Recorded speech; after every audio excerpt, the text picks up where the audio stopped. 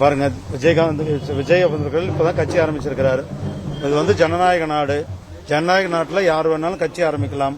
அவரவர்கள் மக்கள் யாருக்கு ஆதரவு கொடுக்கிறார் என்று பொறுத்து தான் இருக்கிறது. ஆனா தமிழகத்தில் இன்றைக்கு ஊர் ஊரா கிராமமா எங்க போனாலும் இன்றைக்கு மதுக்கடைகளால் ஏழை மக்கள், சாதாரண மக்கள், அனைத்து தரப்பு மக்களும் இன்றைக்கு பாதிக்கப்பட்டுக் கொண்டிருக்கிறார்கள். திமுக ஆட்சிக்கு வந்தவுடனே மதுவை ஒழிப்போம்னு சொன்னாங்க. ஆனா அதுக்கு பதிலாக மதுக்கடைகளை குறைப்போம்னு சொன்னாங்க.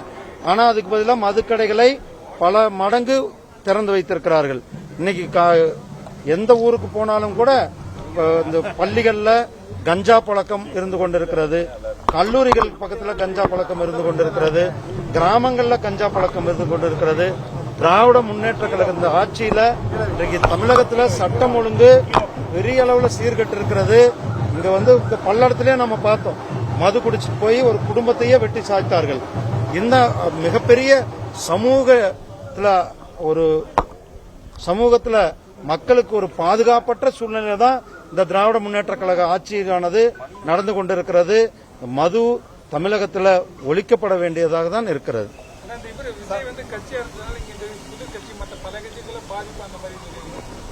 பாருங்க, விஜய் அவர்கள் இப்பதான் கட்சி ஆரம்பிச்சிருக்கிறாரு.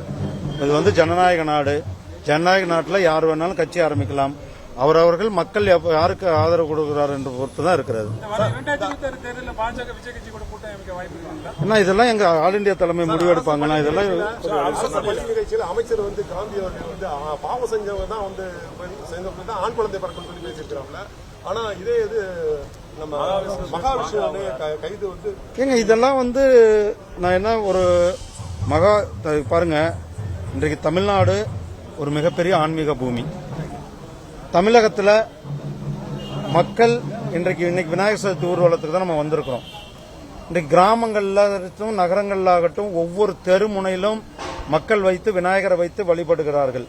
தமிழகம் ஆன்மீக பூமியாக இருந்து கொண்டிருக்கிறது. தமிழ்நாடு ஆழ்வார்களும் நாயன்மார்களும் ஆண்ட பூமி தமிழ் பூமி. இங்க வந்து போலி திராவிடத்திற்கு இடமில்லை.